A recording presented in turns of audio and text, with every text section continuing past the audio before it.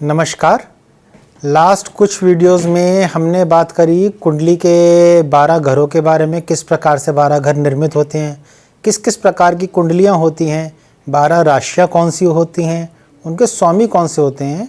और अभी बिल्कुल जो इसके पहले वाला वीडियो था उसमें हमने बात करी थी कि 27 नक्षत्र कौन कौन से होते हैं, किस प्रकार विंशोत्तरी दशा के उनके स्वामियों कौन कौन से विंशोत्तरी दशा के हिसाब से कौन कौन से ग्रह उन नक्षत्रों को स्वामित्व करते हैं, द्विपुष्कर त्रिपुष्कर योग कौन से होते हैं। तो अगर आपने अब तक वो वीडियोस नहीं देखे हैं तो इस वीडियो पे आने से पहले मैं ये सजेस्ट करूंगा कि आप पिछले वीडियोस देख लीजिए, क्योंकि इस वीडियो में अब हम बात करेंगे कुंडली के 12 घरों के बारे में कि उनके कारकत्व क्या है। कारकत्व एक बहुत इंपॉर्टेंट टॉपिक है और अब इस वीडियो के साथ एस्ट्रोलॉजी थोड़ा सा सीरियस होती चली जाएगी। और मैं ये उम्मीद करता हूँ कि अब तक पिछले वीडियोज़ के जो भी हमारा राशियों के नाम, राशियों के स्वामी या नक्षत्रों के नाम, ये सब आपने अच्छी तरह याद कर लिए होंगे। तो हम छोटे छोटे पार्ट्स में, थोड़े थोड़े हिस्सों में चलेंगे ताकि ज्योतिष सीखना बहुत ज़्यादा कॉम्प्लिकेटेड ना हो जाए। तो ये भी, इसमें भी मैं आपको कुछ कुछ कारकत्व बताऊंगा जिससे कि फ्यूचर में इनको कोरिलेट करके हम प्रेडिक्शंस कैसे करेंगे उसके बारे में जान सकें। तो ये वीडियो और इससे अगला वीडियो घरों के कारकत्व के बारे में, हाउसेस के कारकत्वों के बारे में ही ज़्यादा होगा। उसके बाद फिर हम आगे प्लैनेट्स के कारकत्वों की और राशियों के कारकत्वों की बात धीरे धीरे करेंगे। तो दिव्य शास्त्र में आपका स्वागत है और इस दिव्य यात्रा में मैं आपका मार्गदर्शक आशीष जैन।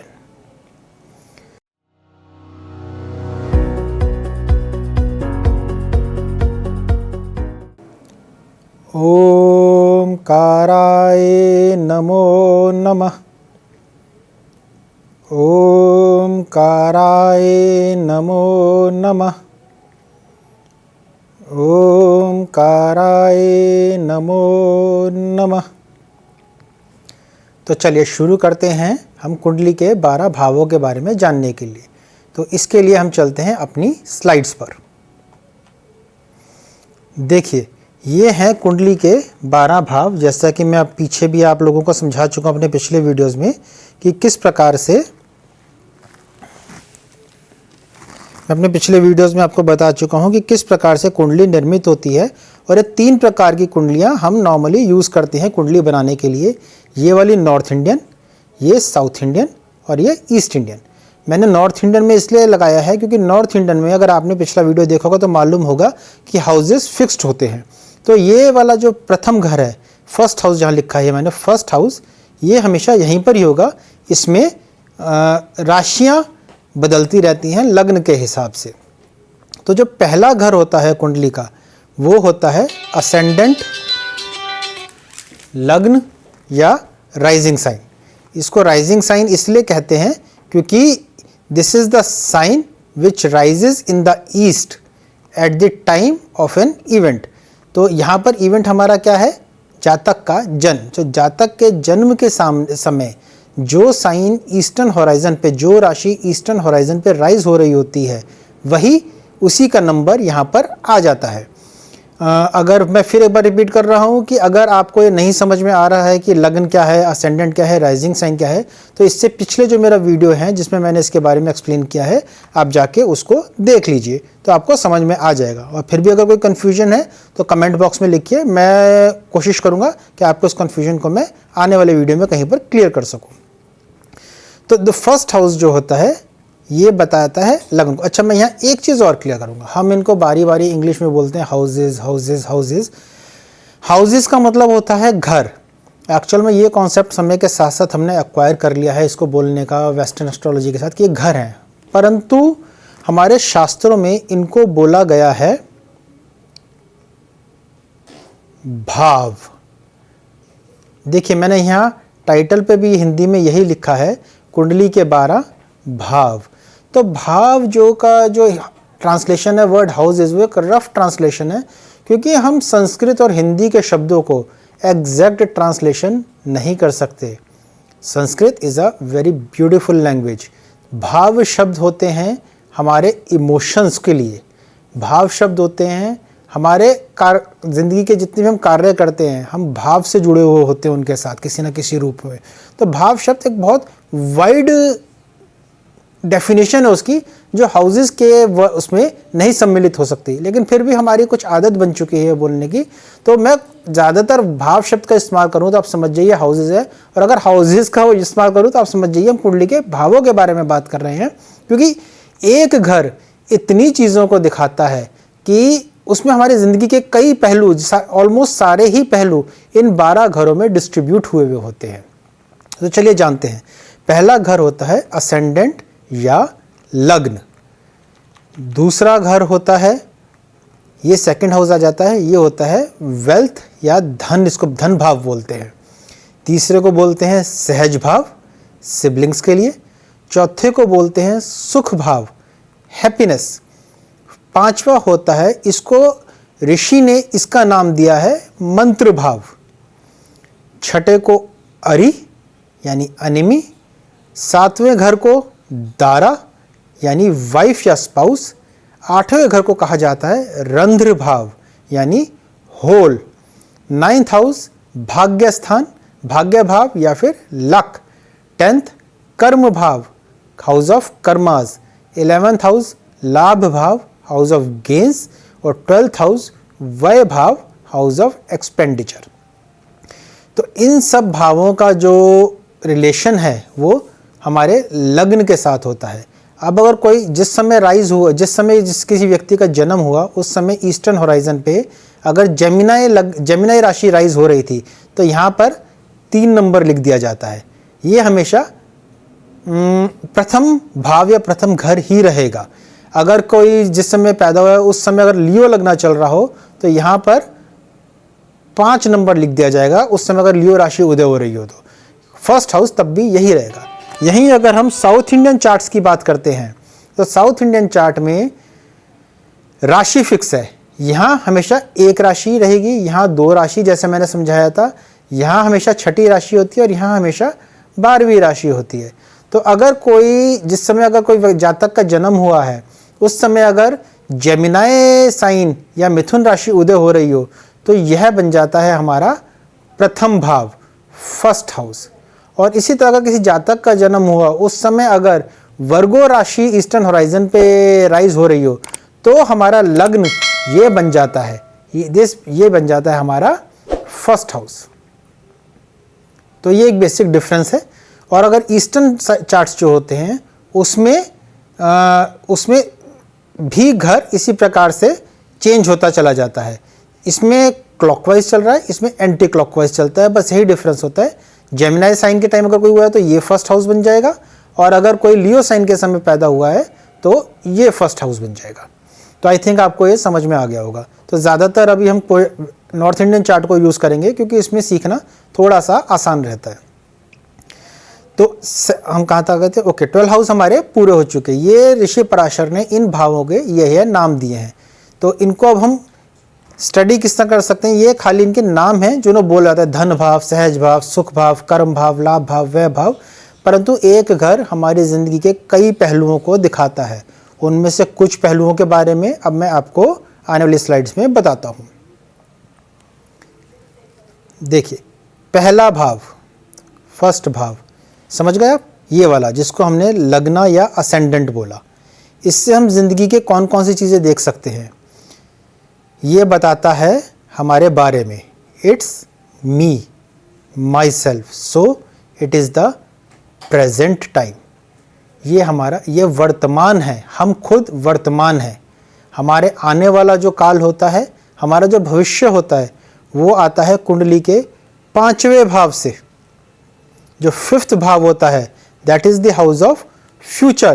क्यों? क्योंकि वहाँ से हमारे आते हैं बच्चे, हमारे जो चिल्ड्रन हैं, बच्चे हैं, वो हमारे 5म भाव से आते हैं। अभी जब 5म भाव पे आऊँगा मैं वो भी बताऊँगा।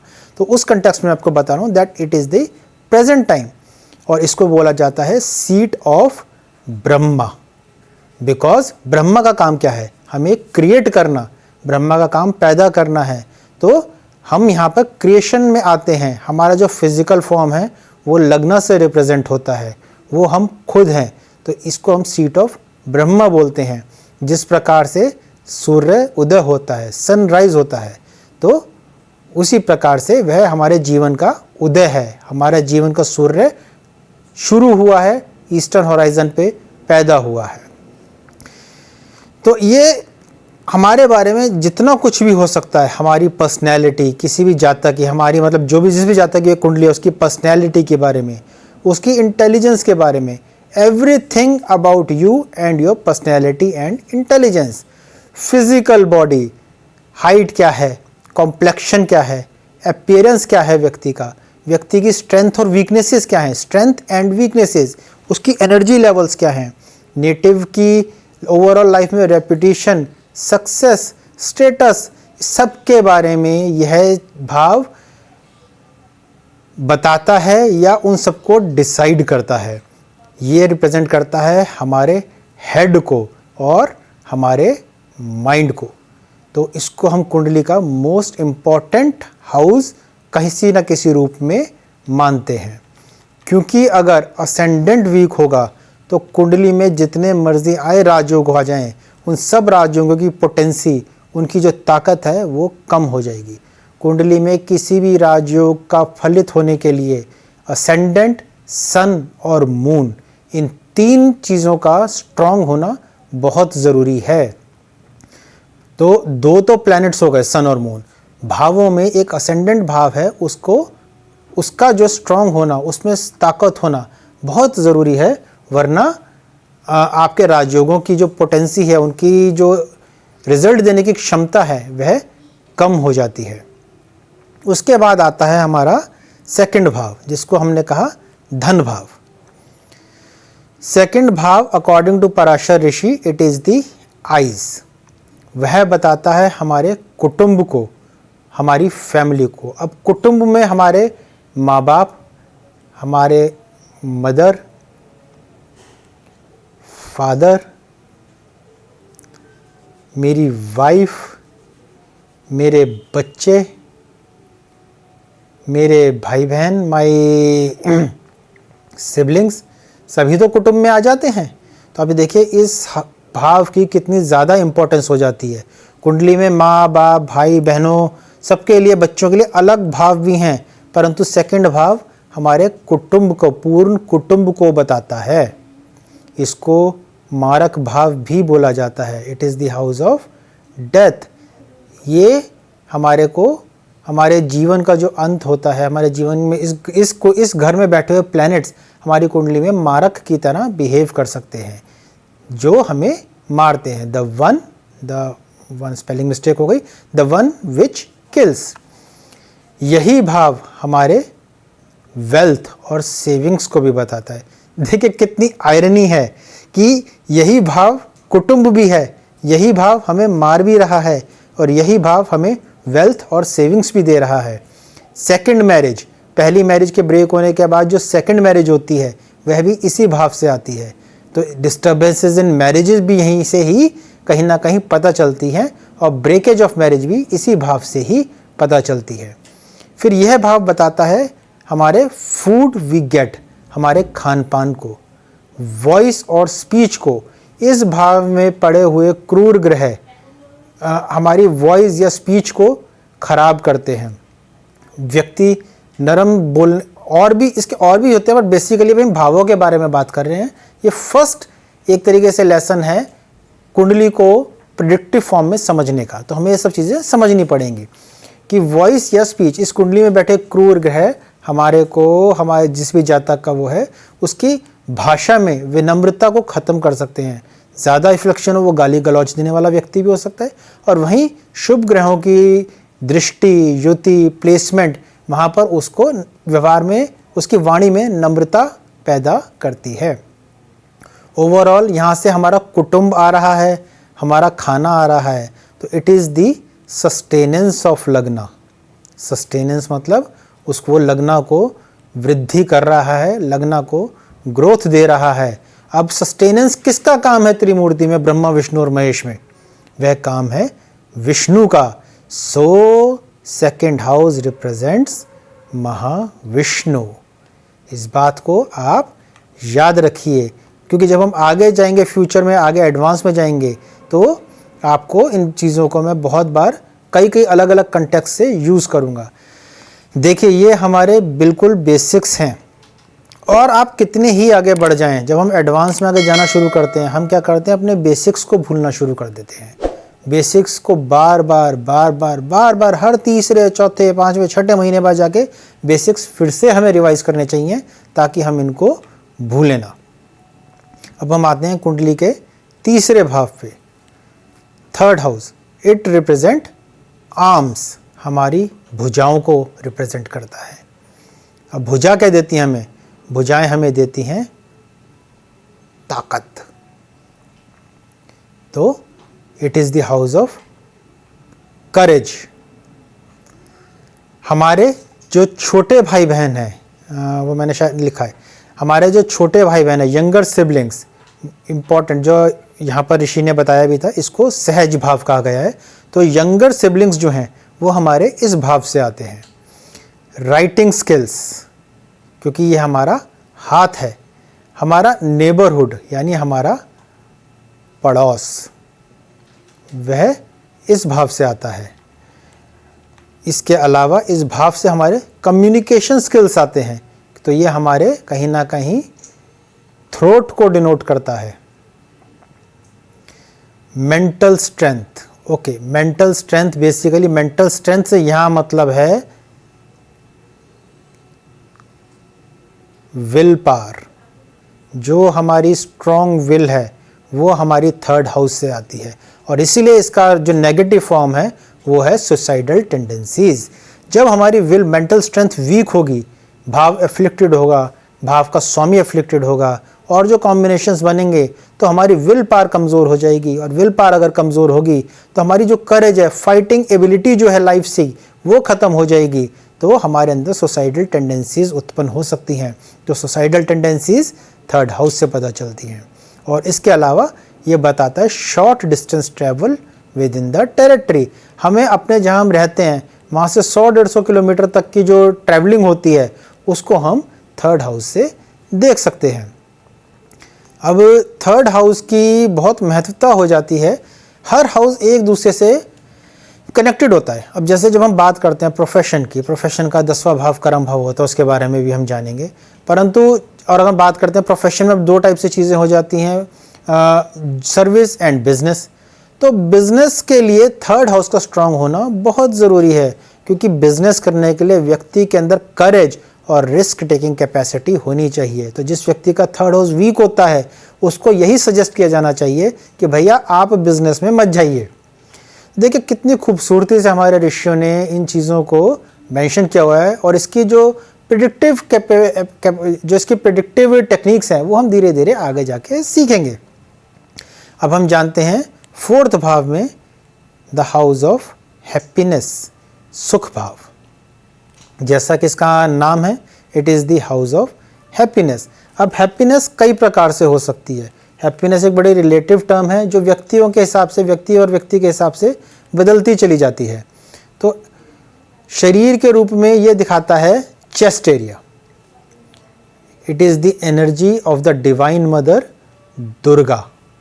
क्यों? क्योंकि 4th हाउस दिखाता है हमारी अपनी माँ को, और दुर्गा तो जो है वह जगत जननी है। तो it is the house of the divine mother Durga. ये दिखाता है हमारी होमलैंड को, क्योंकि वह भी हमारी मातृभूमि, हमारी माँ की तरह है।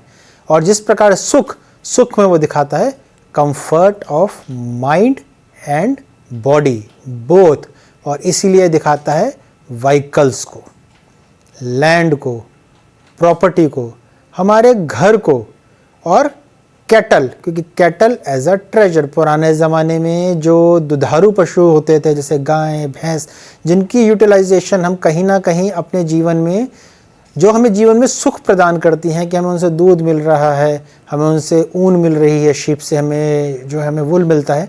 इस प्रकार के जो कैटल्स होते हैं वो 4th हाउस से आते हैं। अब देखिए भाव किस तरह काम कर सकते हैं। यही भाव दिखाता है होमलैंड को, और यही भाव दिखा रहा है सेटलमेंट इनटू फॉरेन कंट्रीज़ को। अब ये कैसे है? बेसिकली आप ये समझिए कि भाव अपने आप में, भाव सिर्फ दिखा रहे हैं कि वो उन घरों से हम क्या क्या चीज़ें देख सकते हैं। भाव अपने आप में कोई रिजल्ट नहीं दे रहे, हाउसेस अपने आप में कोई रिजल्ट नहीं दे रहे। रिजल्ट आते हैं उनके उस भाव में कौन सी राशि है, उस राशि के स्वामी कौन से हैं, उस भाव में कौन से ग्रह आ गए हैं, उस हाउस में कौन कौन से प्लैनेट्स उसमें आके बैठ गए हैं, कौन कौन से प्लैनेट उस भाव को, उस प्लैनेट को, उसमें बैठे प्लैनेट्स को देख रहे हैं, उस राशि के स्वामियों पे क्या क्या असर है, इन सब को मिक्स करके इनके परम्यूटेशन कॉम्बिनेशन बना के तभी उसका रिजल्ट निकलता है। अब सेटलमेंट इनटू फॉरेन कंट्रीज क्यों आया? अगर कोई भी मैलेफिक ग्रह जैसे सैटर्न एंड राहु, ये दो ग्रह विच्छेद के या सेपरेशन के ग्रह हैं, अगर ये 4th हाउस में आके बैठ जाते हैं तो इस हाउस को ये एफ्लिक्ट कर रहे हैं। एफ्लिक्ट मतलब पीड़ित कर रहे हैं। तो अगर ये इनको पीड़ित करेंगे तो क्या होगा, ये हमें हमारी होमलैंड से दूर कर देंगे। आज के समय में होमलैंड फॉरेन कंट्री में जाना बड़ी अच्छी खुशी की बात हो गई है। लोग ये सवाल पूछते हैं, पुराने ज़माने में जिस टाइम शास्त्र लिखे गए उस टाइम इसको कहा जाता था देश निकाला। तो शनि और राहु उसके कारक होते थे, राहु फॉरेन लैंड्स का कारक है। तो यही 4th हाउस से हमें आता है डिप्रेशन। अब डिप्रेशन जो होता है वह माइंड का ही एक रूप है। माइंड जब नेगेटिव में आ जाता है, नेगेटिव प्लैनेट्स का एफ्लिक्शन आ जाता है, तो हमारे जीवन में सुख, देखिए इसे पराशर ऋषि ने कहा है सुख भाव, तो ये सुख को पीड़ित करते हैं। और सुख जब खराब होगा तो क्या होगा, हमारा माइंड डिस्टर्ब होगा, और माइंड जब डिस्टर्ब होगा तो क्या होगा, सुसाइडल टेंडेंसी जो तीसरे भाव से आती हैं वह आएंगी। हर भाव देखिए कितनी खूबसूरती से एक दूसरे के साथ जुड़ गया है। अब वो 3rd हाउस का इफेक्ट, 4th हाउस का इफेक्ट 3rd हाउस पे कैसे आएगा, वो जब हम आगे जाके भावत भावम का कॉन्सेप्ट पढ़ेंगे तब उसमें ज़्यादा अच्छी तरह क्लियर हो पाएगा कि किस प्रकार से सारे भाव एक दूसरे के साथ जुड़े हुए हैं। किसी भी एक भाव से हम प्रेडिक्शंस को नहीं कर सकते। और यही भाव फिर दिखाता है 4th हाउस क्रिमिनल टेंडेंसीज, वही एक एफ्लिक्टेड माइंड, एक खराब माइंड, शनि राहु मंगल, इस प्रकार के मंगल भी यहाँ पर आ जाएगा तो ये दे देगा मार्शियन टेंडेंसीज, लड़ाकापना। उसके बाद 3rd हाउस भी बहुत स्ट्रांग हो, आपके अंदर करेज भी हो, तो ये क्रिमिनल टेंडेंसीज को जनरेट कर सकता है। फिर ये हाउस है हमारा हाउस ऑफ एजुकेशन। एजुकेशन कौन सी, जो हमारी बेसिक प्राइमरी एजुकेशन होती है, हमारी माँ हमारी पहली गुरु होती है। ये भाव है हमारी माँ का, माँ प्रथम गुरु। तो जो बेसिक एजुकेशन होती है 8th 10th क्लास तक की, वह यहाँ से 4th हाउस से आती है, जहाँ हमें अपने करियर का डिसीजन नहीं लेना होता। वहाँ तक की जो प्राइमरी और बेसिक एजुकेशन होती है वह 4th हाउस से आती है। तो अब चलते हैं हम अपने कुंडली के 5वें भाव पे, जिसे पराशर ऋषि ने कहा है मंत्र भाव। नाम इसका मंत्र भाव है, परंतु 5वें भाव से आते हैं।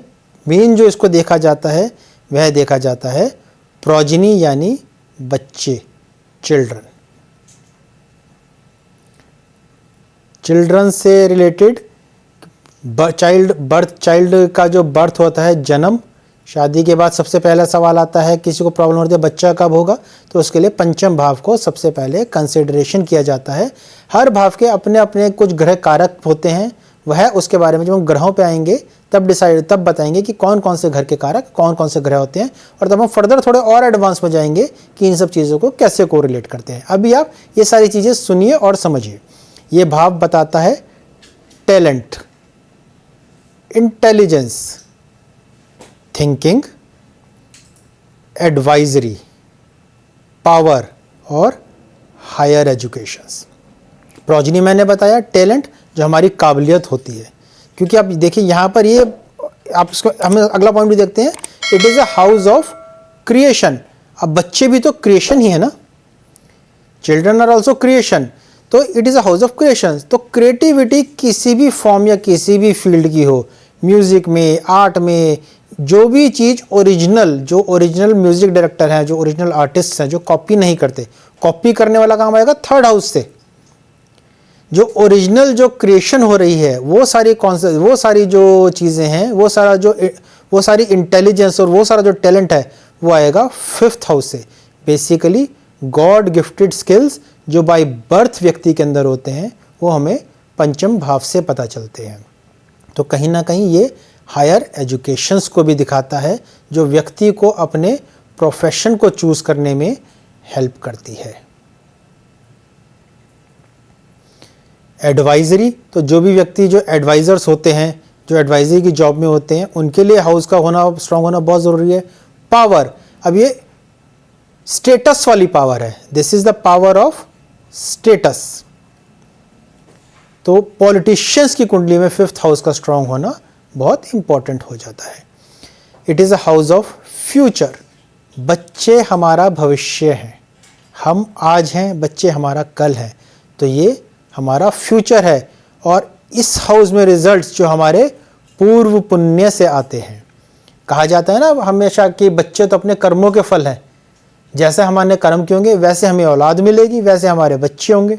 तो हमारे पूर्व पुण्यों से जो हमारा भविष्य बनता है वह पंचम भाव है। तो जो हमारे जो स्टूडेंट्स होते हैं या जो गुरु होते हैं, जो बड़े बड़े ऋषिज होते हैं, उनके जो शिष्य होते हैं, डिसाइपल्स, वो भी बच्चों की तरह ही होते हैं। तो स्टूडेंट्स और डिसाइपल्स को भी पंचम भाव से ही देखा जाता है और इसको कहा जाता है मंत्र भाव। कहीं ना कहीं ये एक बहुत इंपॉर्टेंट चीज़ होती है, मंत्र भाव। और ये मंत्र भाव किसका है? लग्न का पंचम भाव है। तो दिस इज मंत्र भाव ऑफ लग्ना। मैं कोई भी चीज़ बिना बात में नहीं कह रहा हूँ, इस चीज़ को याद रखना कि लग्न का पंचम भाव है तो ये लग्न का मंत्र भाव है। सेकंड हाउस का मंत्र भाव कौन सा होगा? छठा भाव, क्योंकि वो सेकंड हाउस से पंचम है। अगेन ये कॉन्सेप्ट जो है भावत भावम में जब एडवांस में कभी अगर जाएंगे तो वहाँ पढ़ेंगे। तो जो व्यक्ति का मंत्र भाव होता है, वह जो उसका मंत्र होता है वह यहाँ से आता है। इष्ट देवता वगैरह को सबको यहीं से ही देखा जाता है। और इसलिए एक ज्योतिषी की कुंडली में भी पंचम भाव का स्ट्रांग होना, किसी भी 8th हाउस से 10th हाउस से इनसे रिलेशन बनाना बहुत आवश्यक होता है। क्योंकि इस हाउस को स्ट्रांग होने के लिए, क्योंकि इस हाउस के स्ट्रांग होने से उसके अंदर जो कैपेबिलिटीज़ होती है मंत्रास को दूसरों को देने की, जो एक ज्योतिषी की खासियत होती है, वह बढ़ती है। अब हम आते हैं इस वीडियो के लिए आखिरी भाव पे, जो है छठा भाव। अगले 6 भाव जो 7 से लेकर 12 है वो अगले वीडियो में कवर करेंगे, वरना वीडियो बहुत लंबा हो जाएगा। तो छठा भाव होता है इंटेस्टाइनल एरियाज का। ये पहला भाव है जो कुंडली में एक नेगेटिव रूप लेके आता है और इसको हम डिजीज़ या रोग के लिए देखते हैं। जनरल फॉर्म में इस भाव को कहा जाता है रोग, रिपु और ऋण भाव। तो ये दिखाता है हमारे एनिमीज़ को। रोग हो गया डिजीज़, यहाँ से वह रोग आते हैं जो हमारे समय के साथ जो अगर हमें छोटी मोटी बीमारियां हो रही हैं या कुछ भी हो रही हैं, वह भी हमारे इसी भाव से ही आते हैं। और एक रोग का या डिजीज़ का ये एक जनरल हाउस है जिसको हम हर प्रकार के डिजीज़ के लिए स्टडी करते हैं। एनिमीज़ या रिपु। अब एनिमीज़ एक्सटर्नल या फिजिकल फॉर्म में हम किसी को अपना दुश्मन बोलते हैं, वो भी हो सकता है, या जो इंटरनल एनिमीज़ होते हैं। यहाँ मैं इसको थोड़ा सा बताना चाहूँगा। हमारे इंटरनल एनिमीज़ कौन से हैं? अगर आपने सुना हो, षड्रिपु। षड्रिपु काम, क्रोध, लोभ, मोह, मद और मात्सर्य। काम मीन्स डिजायर, क्रोध एंगर, लोभ ग्रीड, मोह अटैचमेंट्स, मद हमारा जो ईगो होती है, और मात्सर्य जेलसी। तो इन 6 हमारे जो इंटरनल एनिमीज़ हैं, इनका भी जो हाउस है वह यही है। यूजेस कैसे होने हैं हम आगे सीखेंगे इन सब के बारे में। उसके लिए आप अभी परेशान मत होइए, आप अभी भावों के कारकत्वों को समझिए। ये हाउस है हाउस ऑफ लिटिगेशंस का, यानी लड़ाई और झगड़ों का, ड्यू टू एक्सटर्नल और फिजिकल एनिमीज़। तो जो कोर्ट केसेस होते हैं वह यहीं से आते हैं। तो एक लॉयर की कुंडली में इस हाउस का बहुत इम्पोर्टेंट रोल होता है प्रोफेशन में। ये है हाउस ऑफ सर्वेंट्स, यानी हमारे सेवकों का, और यू एज अ सर्वेंट, तो ये हाउस है जॉब और सर्विसेज का। पेट्स, अब 4th हाउस से हमारे आए थे हमें हेल्प करने वाले लाइफ में पेट्स, जिनसे हमें कुछ प्राप्त हो रहा है। यहाँ पेट्स आते हैं कैट्स या डॉग्स, इस टाइप के जो पेट्स होते हैं वे 6th हाउस से आते हैं। मैटरनल अंकल और मैटरनल रिलेटिव्स वो इस हाउस से आते हैं। House of punishment,